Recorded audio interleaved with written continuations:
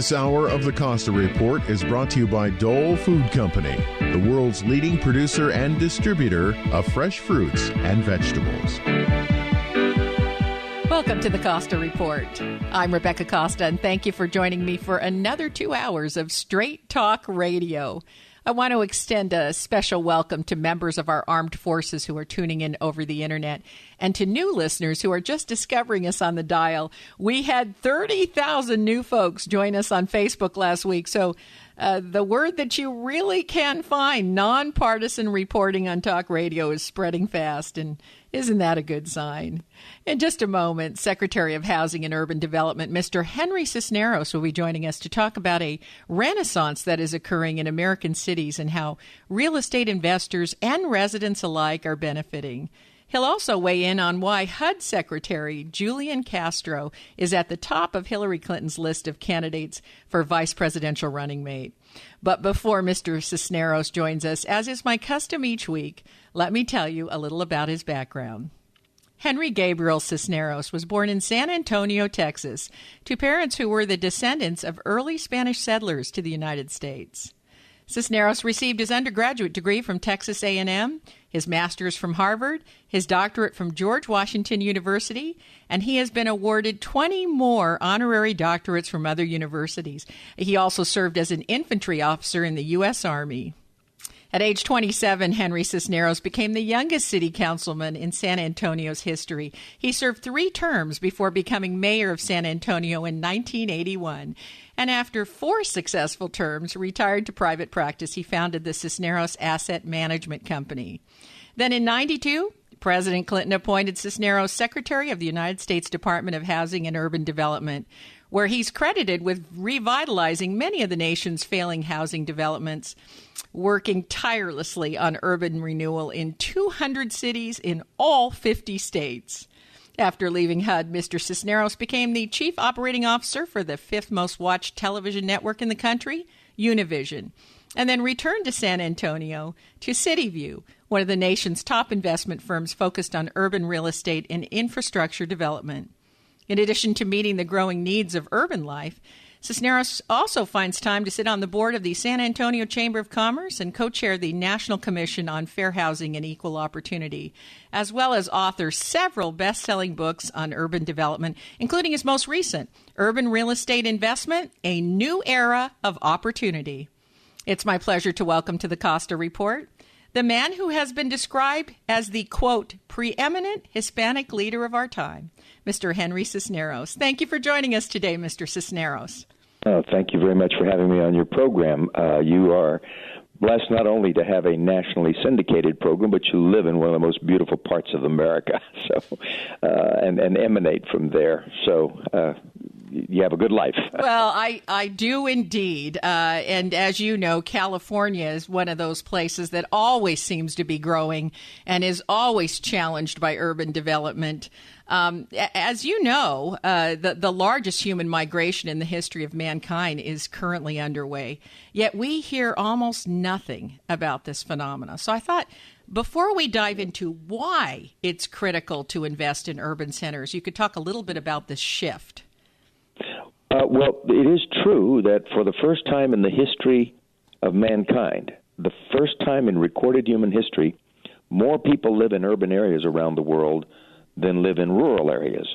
Most of the population of the world heretofore has lived in agricultural, agrarian economies, subsistence economies in countries in Asia and Africa and all over Latin America, all over the world. And now people have migrated to these great urban metro centers. It is the makeup of the new global economy that is more urban in character. People are coming for the jobs.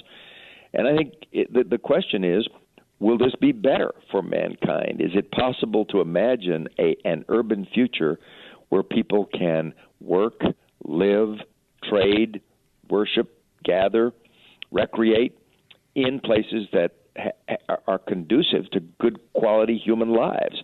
And that's the challenge before us. We have to make this moment of urban opportunity, of demographic change, a positive thing all around the world. Now, you mentioned one of the motivators for moving into these urban centers, and I want to point out this is a mass migration. This is a sea change in human history. So what other reasons would people have to migrate to cities? Well, I think that the first and foremost is the global economy has changed, and so there's more jobs that are associated with the agglomeration of people in metro settings, services jobs, hospitality and touristic jobs, international trade jobs, business and professional jobs, new media jobs, biomedical and biosciences jobs, technology-related jobs. That is the way the world economy is shifting virtually in every part of the world, at least the more modern parts of even nations that are still regarded as third world. So people are going there for the work, but they're also going there because of safety. They feel that they're better taken care of with organized police forces as opposed to in far-flung rural areas. They're going there because of health. They think that they can have better access to health services than in subsistence economies out in rural settings. And I think they're going there because of basically a sense of opportunity. There's a better chance that they can raise their families and raise their children in these urban settings. Now, obviously, the conditions vary all around the world. We're talking about things as diverse as the favelas in Rio de Janeiro, for example, or the townships that still surround the South African cities, or worse conditions even in Africa, in the Philippines, in China. But there is clearly a hope and a sense on the part of many, many governments as well as people that there's a better life to be had in workable urban settings.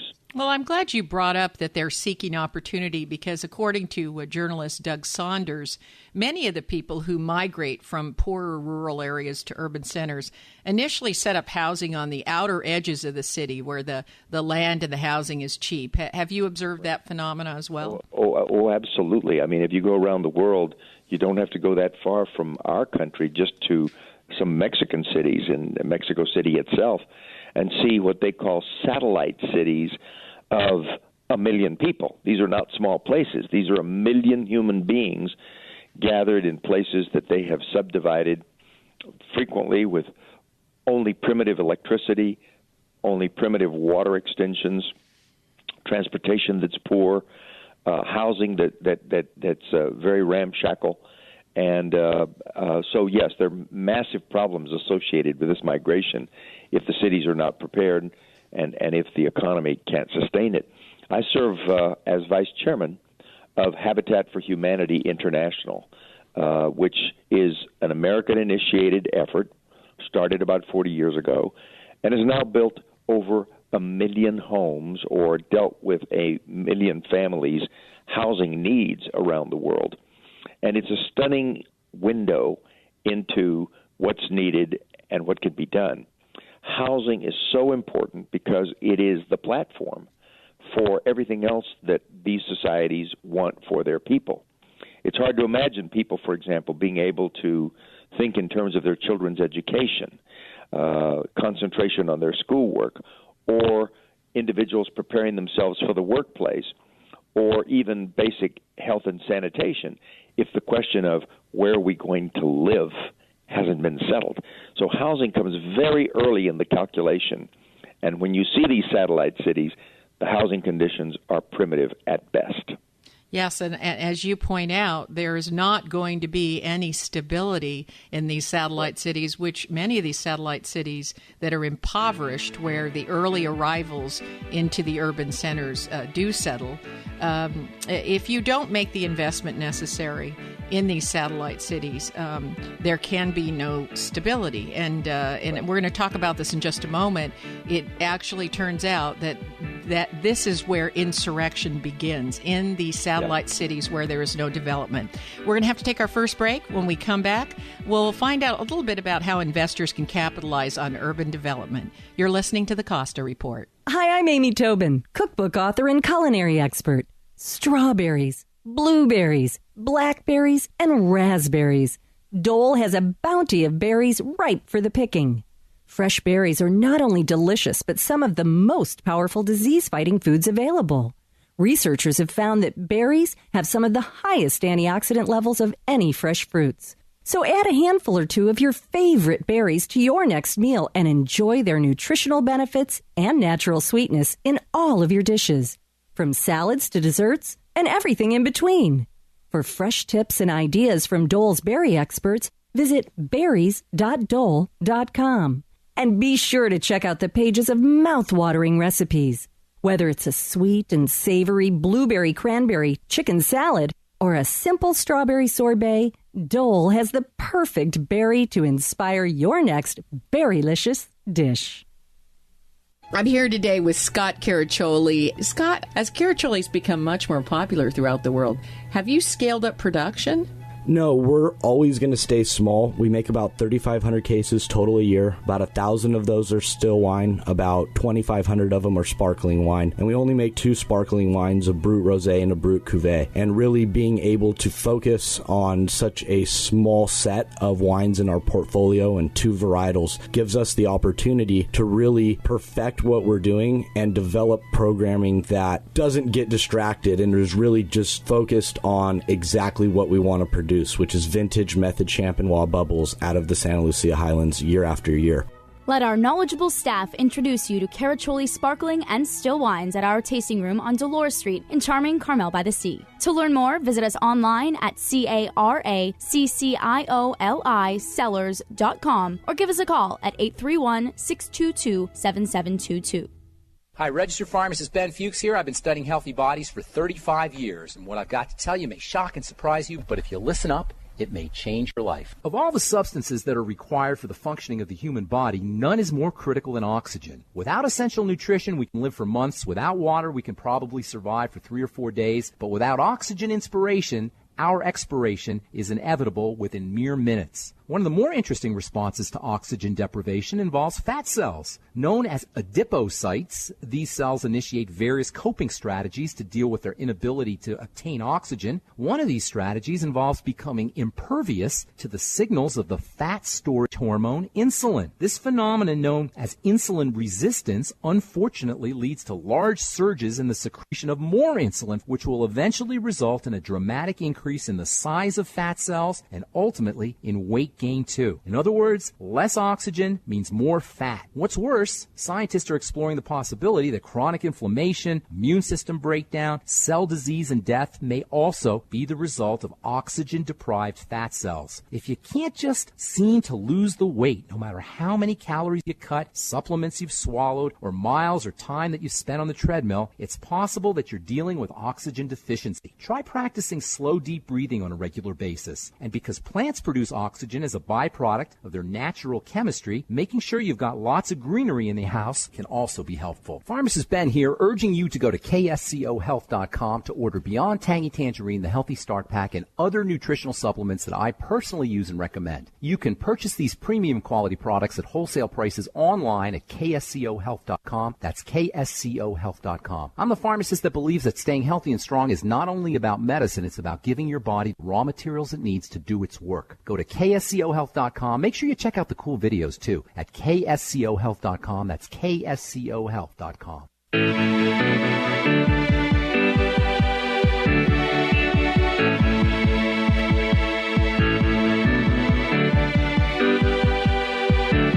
Welcome back to the Costa Report. I'm Rebecca Costa, and my guest today is former Secretary of HUD, Mr. Henry Cisneros.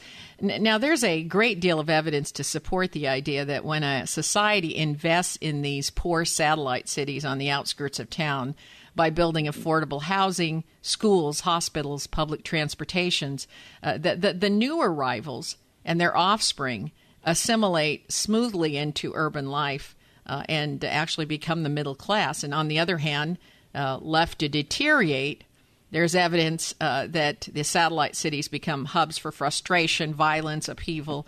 From this perspective, urban development seems to provide a way to transition from rural to urban life for those that are now migrating. Can you expand on that a little bit? Well, I think you've got it exactly right. I mean, that's the right set of choices. That's the right sequence. Again, housing and a decent place to live is the beginning, because then we can work on the other aspects of social progress: education, health strategies, training for employment, actual employment, and a sense of fitting into the society and beginning to absorb the social mores of citizenship and civic involvement. So that's the progression that one would seek in those settings. You're right that the failure to achieve that poses a breeding ground for disengagement, for disaffection, for revolutionary movements and so forth in places around the world. At a minimum, organized crime of the kind that has beset countries like Brazil, for example, out of the really severe slums that exist in Brazil. Yes. So this is a critical set of issues. We see the disaffection, for example, in places like Nigeria, in some of the satellite cities of millions of people that have bred religious sectarian grievances. So, as I said earlier, the challenge of our time, among others, we have climate change and economic progressions and a lot of things to work on. But one of the challenges of our time, for sure, is making this movement to urbanization a positive thing for humanity. Now, you have to remember that the good old days weren't always so good. People lived on subsistence crops. There were high levels of malnutrition, high levels of disease, high levels of infant mortality, early deaths from shortened longevity in adults, and its own kind of breeding ground for disaffection and revolutionary movements over land tenure, over discrimination in the agrarian workplace. So it wasn't exactly ideal before. This should be progress, but the challenge for societies around the world is to make it so. Now, to this point, we've been talking about the global situation, and I think we've kind of described accurately what exists. Yes. The United States has a different set of issues, and that is that we too are becoming dramatically so an urban nation. My former chief of staff at HUD, Bruce Katz, who's now at the Brookings Institution, wrote a seminal book in which he described the metropolitan revolution globally, but also within the United States. We are now clearly a metropolitan nation. We're a country driven by the engines of the economy that reside in our greatest cities. In just the 100 largest American metros live 65% of the American population. And that 65% of the population produces 75% of the GDP and 78% of the research and the patents and the technological breakthroughs in our society. So we clearly have adapted our economy to these sort of new rising industries, and most of them tend to be urban, tend to be metropolitan. And so we have this phenomenon of the East Coast metropolis that begins in Boston and runs through New York and Philadelphia and down through Washington, augmented by an additional East Coast concentration in the Florida big metros. And then on the West Coast, there's this string of pearls that runs from Seattle to Portland to San Francisco to Los Angeles to San Diego. You could even take a turn and include Phoenix in that grouping that drives the Western economy of the United States. And then there's Chicagoland and all of the metros in the old industrial heartland that relate to Chicago, Milwaukee, Indianapolis, many others. And then there's the Texas Triangle of Houston, Dallas, Fort Worth, Austin, San Antonio, that is emerging as powerful a complex as any of the others that I've mentioned. So even in the United States, we have to think differently about the role and our national government's relationship to our metropolitan centers.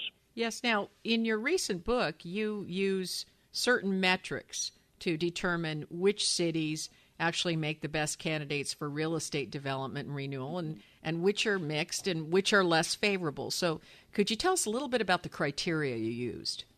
Well, I really borrowed from other surveys and other analysts who weighed things like job growth, migration into the cities, the rate of the amount of real estate activity, more traditional measures like educational attainment, age of the population. If it's younger, a better chance of household formations and growth going forward. So a whole lot of, sort of more traditional metrics. But the result was it was possible to group cities into, the strongest and highest prospects for positive real estate investment, those that are positive but in a second tier, then those that are not as strong and lean toward negative statistics, and finally, those that are the worst hit, that were hit hardest by the recession and the slowest to come out. And in there you find a mix of cities, obviously Detroit and cities like Cleveland that have been hit hard by the industrial downturn now for several decades, but also places that just got really hurt by the real estate turndown, like Las Vegas and Sacramento. So that's an interesting mix. On the other end of the spectrum, the fastest growing places, the best opportunity places, are cities like Austin and Dallas, and my own hometown of San Antonio is doing very well. Places like Nashville are doing very well at the moment. And then other places in the West, like Denver, that's come back strongly from the recession. So it's a really interesting mix, but it's instructive only insofar as one wants to think about the certainty of investing in urban settings. But I would make the argument that there's going to be huge opportunities, and I do in this book. There's going to be huge opportunities for the long haul for people who want to shape their profession, whether it's architecture, design, building, urban finance, housing finance, commercial projects. Huge opportunities for people who want to build the American city, because all of them, whether they're coastal, on the East Coast, West Coast, or in the heartland, all of our major cities are going to have better days ahead. Mm-hmm. Well, we have to take a short break, but stay right where you are. We'll be back with more from Henry Cisneros. You're listening to the Costa Report.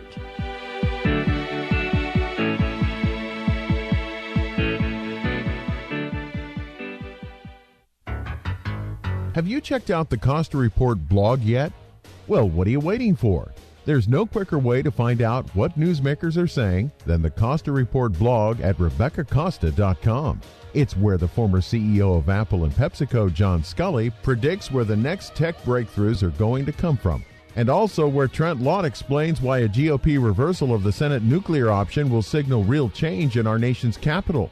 And the Costa Report blog is where you'll discover why Alan Dershowitz is worried that ISIS is adopting Hamas-like tactics. You'll find all this and more at the Costa Report blog. A new blog is posted every week, and they're short, pithy, and tell the unvarnished truth. Just go to RebeccaCosta.com to get the latest blog. That's RebeccaCosta.com. And while you're there, be sure to register for updates and breaking news. The Costa Report blog, bringing you the news the big networks don't and won't. There is a solution to every problem you face, and you can find that solution in divine love. Join your friends for an inspiring talk about how the healing power of God's divine love can transform every aspect of your life. This free talk by Christian Science lecturer Jose de Dios Mata will take place in English Saturday at 3 p.m. at the United Methodist Church at No. 1 Soledad Drive in Monterey, and in Spanish Sunday at 4 p.m. at La Villa Restaurant on Broadway and Seaside. For details, call the First Church of Christ Scientists, Monterey, 372-5076. 372-5076. For the last 60 years, Coast Paper and Supply has been serving locals and businesses for all their cleaning and paper supply needs. With an 1,800-square-foot showroom and nearly 5,000 products, you'll find everything you're looking for in the way of janitorial supplies, retail and industrial packaging, and disposable food service products for business or home. Not to mention their huge selection of boxes and shipping supplies. Their family-owned and operated business is located at 151 Josephine on River Street in Santa Cruz. Call 831-423-3350 or visit coastpapersupplyinc.com, a proud member of Think Local First. Is your computer running real slow like this? Or are you getting the blue screen of death? Do you have to do a restart several times a session? Tired of viruses, spyware, malware, and slow, worthless tech support? Face it, it's too late to download another free PC Fix-It program, thinking it'll be restored to out-of-box purity. Oh, no. You need the fast, friendly computer pros at User Friendly Computing. Just drop it off at their office at 505 River Street across from the Gateway Plaza, or give them a call at 831-423-9653, and they'll come to you. Mention KSCO and get a free $50 diagnostic. PC or Mac, desktop or laptop, they can do it all at User Friendly Computing. Call 831-423-9653.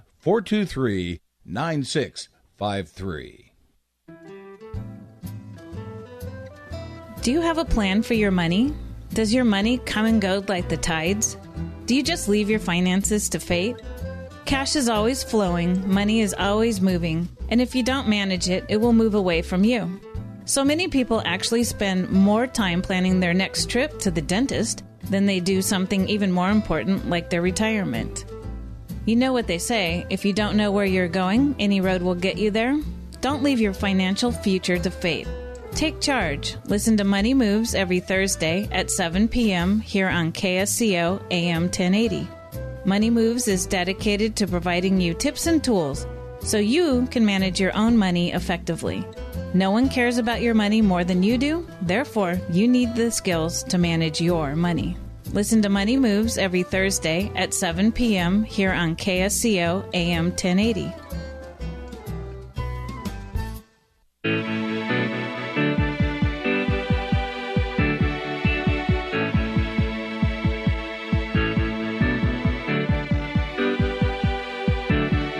Welcome back to the Costa Report. I'm Rebecca Costa, and if you're just joining us, my guest today is former U.S. Secretary of Housing and Urban Development and Mayor of San Antonio, Texas, Mr. Henry Cisneros.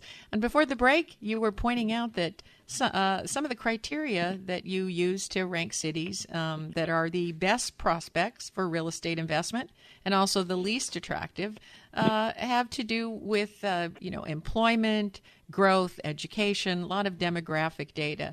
So let's talk about a city like Detroit. Are some cities destined to collapse and go away because they just didn't adapt quickly or successfully enough? Well, that's a very, very interesting question as you've posed it.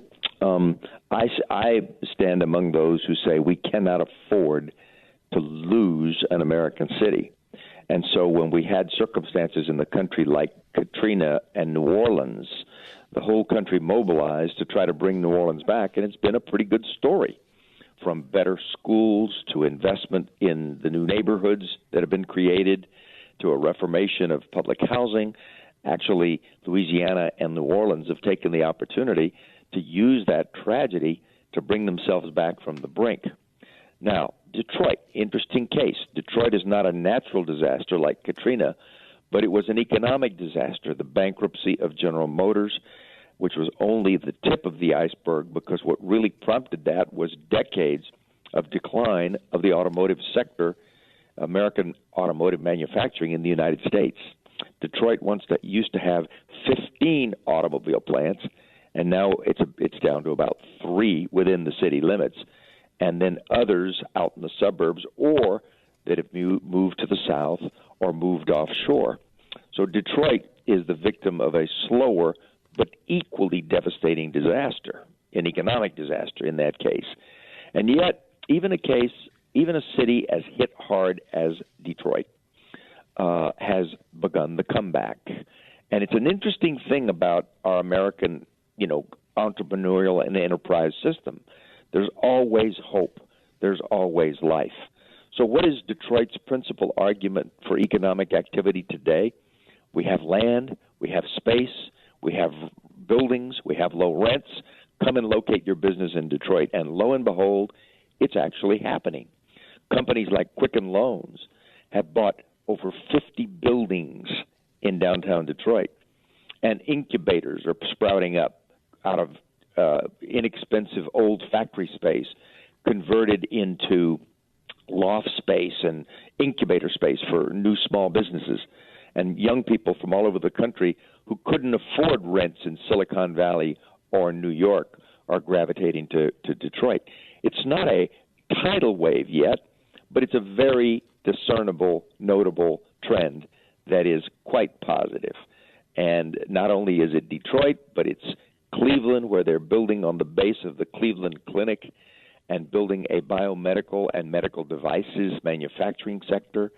And it's places like Youngstown, Ohio, which is one of the first in the country to devise a strategy for downsizing. They said, look, it's clear we're not going to be the same city we were. We're not going to have the same manufacturing jobs we did. So let's rationalize the use of our space and find new appropriate uses. They're becoming more of a distribution center for the entire Midwest, for example, using old warehouse space and converting it to the new logistics of warehouse-related distribution. So, anybody that's got a will and wants to use the basic laws of supply and demand, as the demand for the space declined in Detroit, the prices for land went down to almost nothing. You could pick up land, you could pick up buildings, and now they're being restructured and recast for the next generation of small businesses. Now, Detroit is not going to be what it once was, 2 million people at its prime. It's down under 800,000 now, so it's less than half the size that the city of Detroit was. And that means a lot of vacant space, and it means a lot of vacant land, but Detroit is going to survive and going to come back in some form. Now, when you became mayor of San Antonio, that city was not in particularly good shape. You were able to turn that situation around. So if you had one piece of advice to give a mayor of a major city, which is not prospering right now, despite the greatest migration to urban areas that's underway, what would you put at the top of your list that they should jump on right now?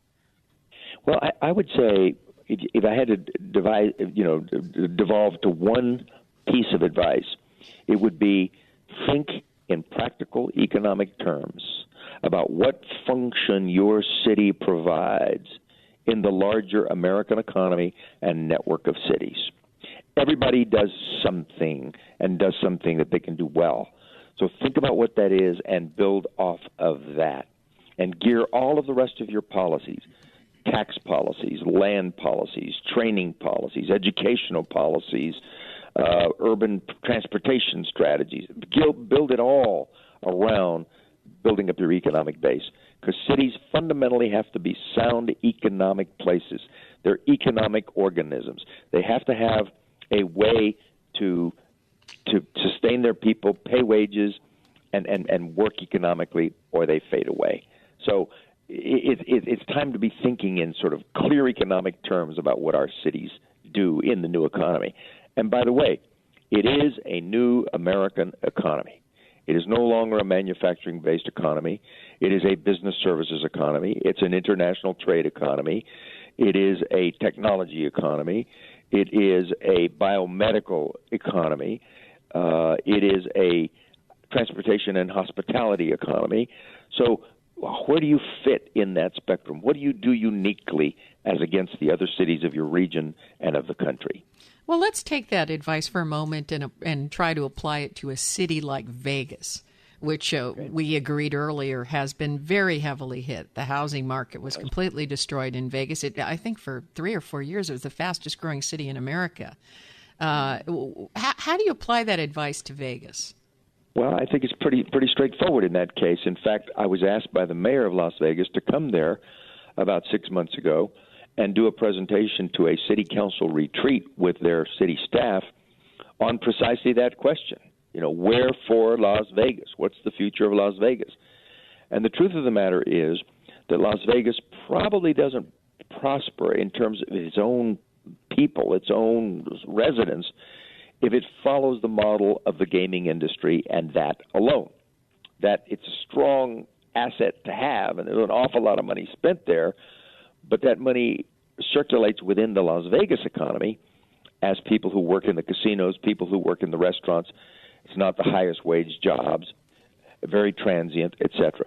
So they've got to figure how do we harness that and make it link into the larger American economy. They've got real opportunities in technology because they have a good university there at UNLV. Mm-hmm. They're close to Silicon Valley. There's spillover activity that can happen. There's a positive setting in which technology companies can be attracted, and huge interest on the part of international investors. People come to Las Vegas to play, but they can be enticed while they're there to think about seriously investing there in startup companies, in technology companies. Very interesting. Senator Reid of Nevada has made Las Vegas and Nevada into a center for the next energy economy, yes, for alternative energy because of the desert, because of the heat. It's a good place to do solar, but it's also a good place to do a lot of other experimentation with energy. And so you've got one of the most robust breakthrough energy startup climates in the country in Nevada. And that's an opportunity for Las Vegas. So as I said, everybody's got an edge. There we go. You just got to find it. You got to find it. Absolutely. And we didn't even get to the tax benefits of doing business in Nevada, which are quite attractive as well. And we have to take our final break, but stay where you are. When we come back, we're going to switch gears for a moment and find out why Mr. Cisneros says another HUD Secretary may be Hillary Clinton's vice presidential running mate. You're listening to the Costa Report.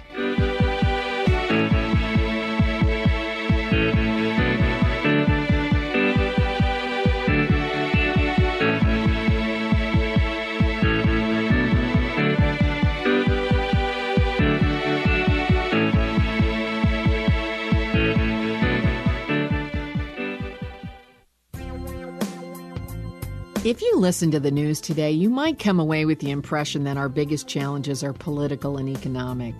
But if this were true, then countries which have different political and economic systems would be facing different problems. But they aren't. Every government and every nation is struggling with job creation, debt, immigration, climate change, terrorism, healthcare, energy, and wild swings in financial markets. So something else must be going on. That's why I'm inviting you to get a copy of The Watchman's Rattle, a book which shows how the Roman, Mayan, and Khmer empires once faced similar challenges and what we can do to avoid their fate.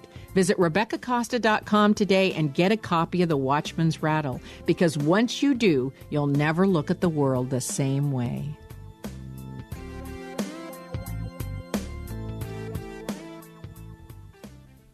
If you're wondering what to do with all that data you're creating, do I have an offer for you? Tableau is drag-and-drop software that people of any skill level can use to analyze and turn data into something actionable. That's right, I said actionable. And isn't that what all that data is for? With Tableau, you can connect to any data in virtually any format and visualize it on the fly. Databases, spreadsheets, even big data sources are instantly combined into usable charts, graphs, reports, and dashboards. People can analyze data and drag and drop at 10 times the speed of a traditional business intelligence system. But the most impressive thing about Tableau is that anyone can use it. And just to prove the point, you can get a free 14-day trial from Tableau just by mentioning you heard this ad. But do it now, because this offer won't last. For your free 14-day trial, visit Tableau at tableau.com/Costa. That's tableau.com/Costa. Tableau software. What's your data trying to tell you?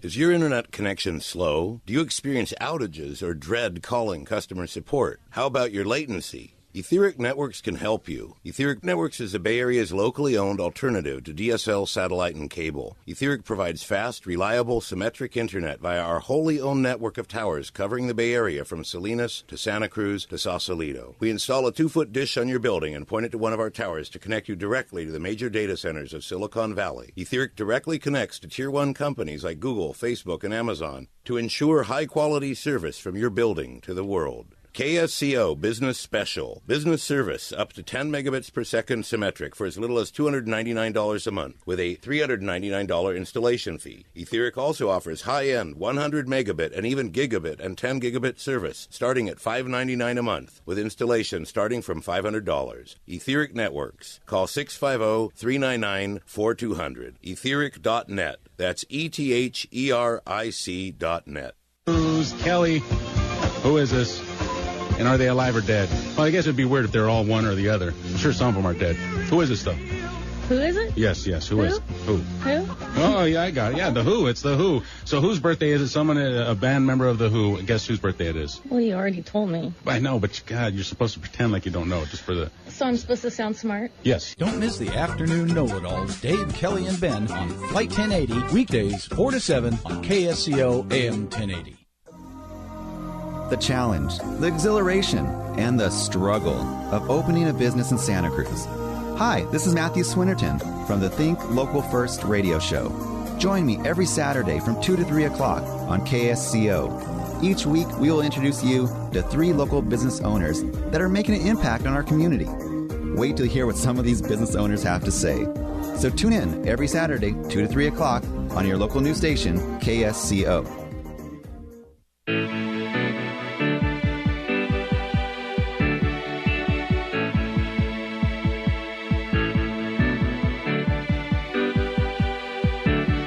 Welcome back to the Costa Report. I'm Rebecca Costa, and my guest today is Henry Cisneros.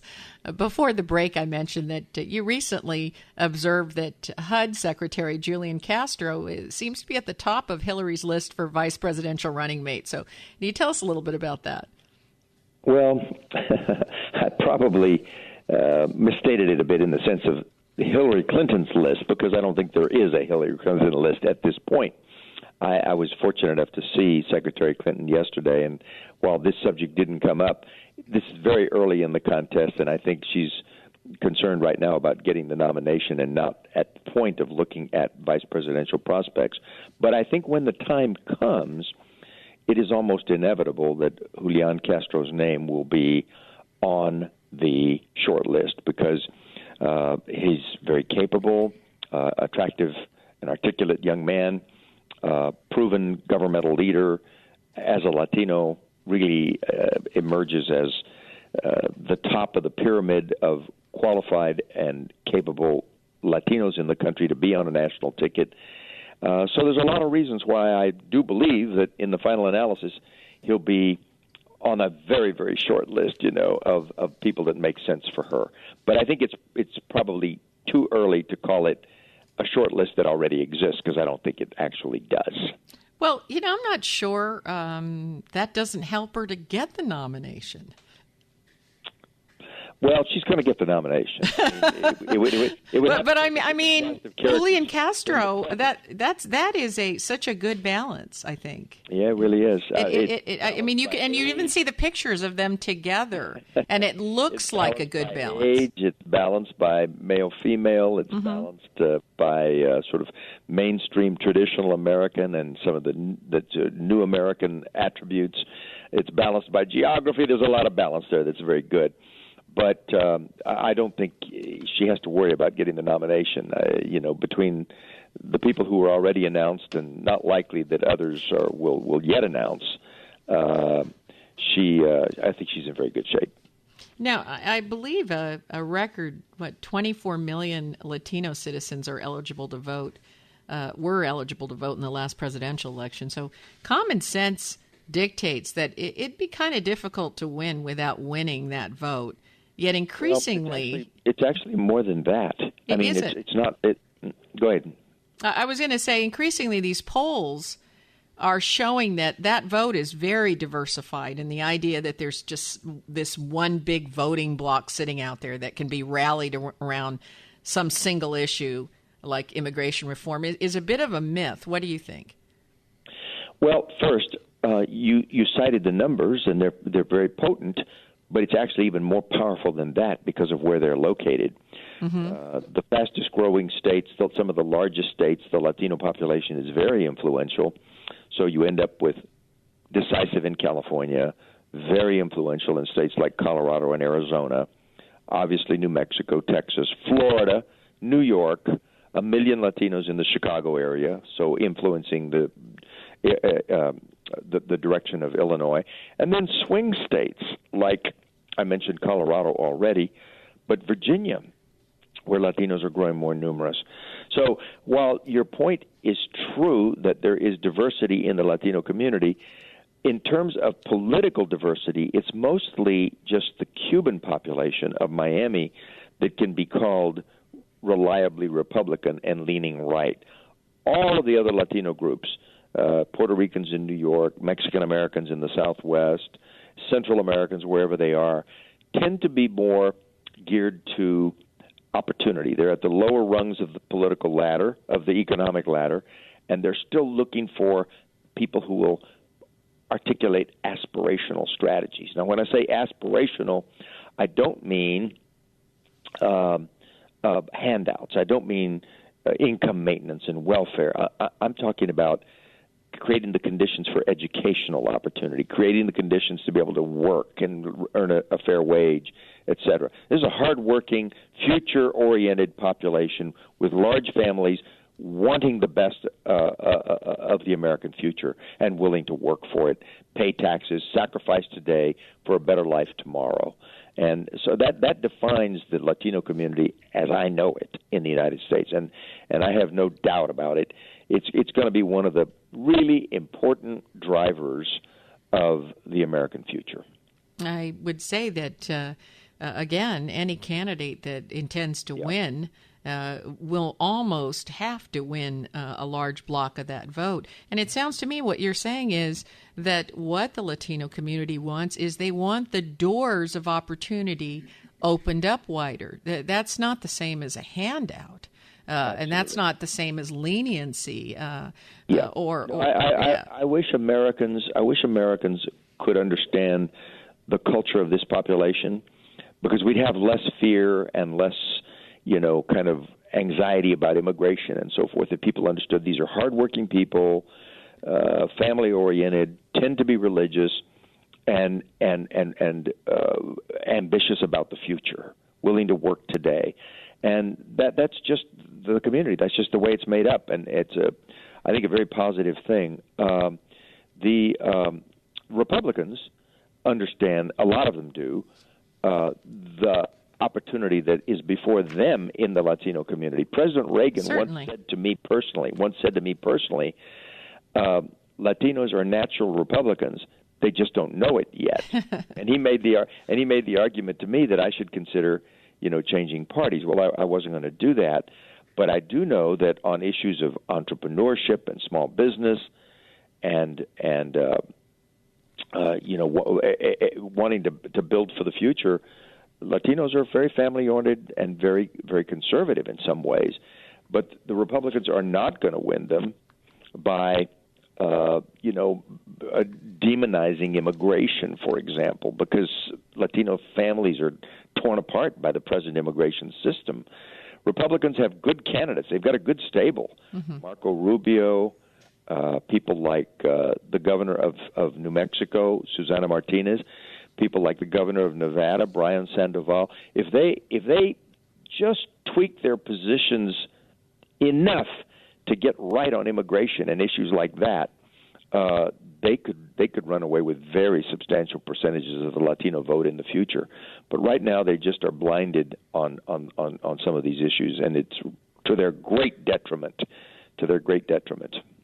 Well, it sounds like Ronald Reagan made a play for you and didn't succeed. I suspect others will come calling on your door as well. Ronald Reagan did very well on his own, understanding the Latino community.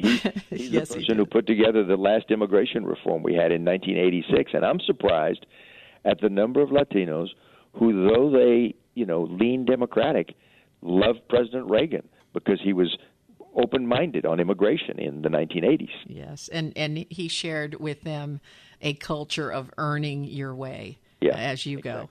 Now, we're almost out of time, but do you have a website where listeners can go to stay current on your activities and also get more information on your book? I actually can't call offhand my website. Okay, well, I do know it's up. Your book is on Amazon. Now, where will they be able to keep up on your activities? Is somebody working on a Facebook page for you? You know what? I'll have to do that because I'm sort of, in terms of technology, nearly Neanderthal. I still write all my speeches and write all my work and so forth. But I need to I need to get there. There are a lot of people that are nodding their heads saying, me too, me too. Now, unfortunately, that is all the time that we have left today. But before we say goodbye, I'd like to take this opportunity to thank you for your service to our country. Thank you, Mr. Cisneros. You have a great program. You inform a lot of people all across the country. Keep up the good work. Thank you so much. And if your station is leaving us after this first hour and you have a question or a comment to make about our interview with Henry Cisneros, you can email me at RebeccaCosta.com or drop me a note on Facebook, Twitter, LinkedIn. And if you missed the full interview with Mr. Cisneros or any of our previous guests, remember you can download episodes of the Costa Report from our website at RebeccaCosta.com and also Apple iTunes, Podbean, and YouTube. And don't forget, you'll also find our weekly radio blog at RebeccaCosta.com. The web address is easy to remember. It's myname.com. I don't know how we got that address, but we did. So stop by and check out the blog. You'll really enjoy it. My guest next week is the one and only Mr. Ted Nugent. If you don't know him from his rock music and nail-biting reality shows, then you know him from his work with the National Rifle Association. He'll be here to tell us where the government should draw the lines on private ownership of weapons. So mark your calendars right now, because you are not going to want to miss the Motor City Madman next week on the only news program that puts policy ahead of politics. Now stay tuned for a second hour of Straight Talk Radio. You're listening to the Costa Report.